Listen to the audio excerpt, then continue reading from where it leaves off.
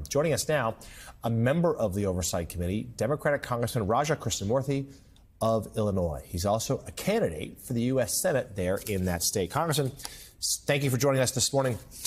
Let's start with what came out yesterday. The emails that the House Oversight Democrats put out, but then later this flood from Republicans, which seemingly was intended to distract, but frankly, some of those emails didn't look all that great for President Trump either. So just what do you think, in your estimation, what did the American public learn yesterday?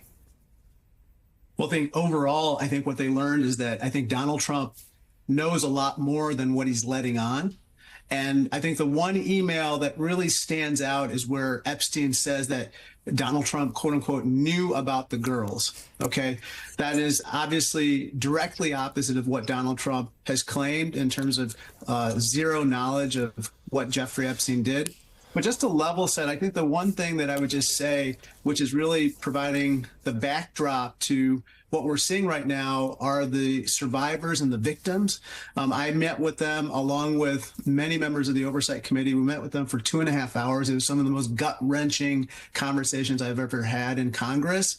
And many of these people have no knowledge of the files, even documenting their own trauma because they lost memory of it. There were more than 1,000 victims. These are children who have yet to receive any justice after 2 decades of being traumatized.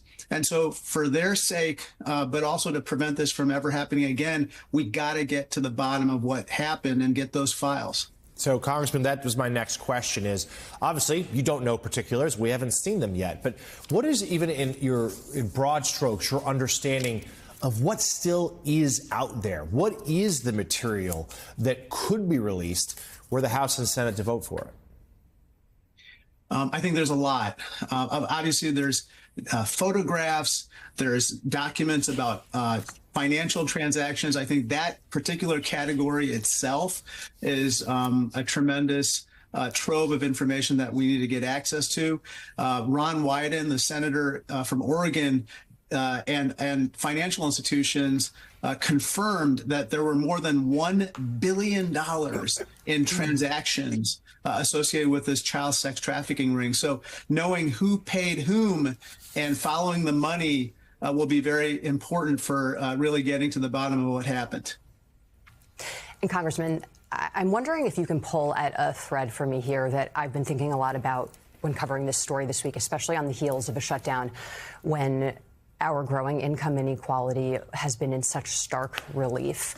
The thing about this story that really stands out to me is this continued pattern of there being a billionaire class and that class being protected and favored by Donald Trump, the story of have and have-nots. I mean, when you listen to these women who go on MSNBC and share their stories across media outlets and talk about what this has done to them, I mean, it really sets, I think, the scene for just the power disparity here. And I think we're seeing that consistently in a lot of different ways across this administration when it comes to recent policies and actions taken by the president. I mean, how do you see it?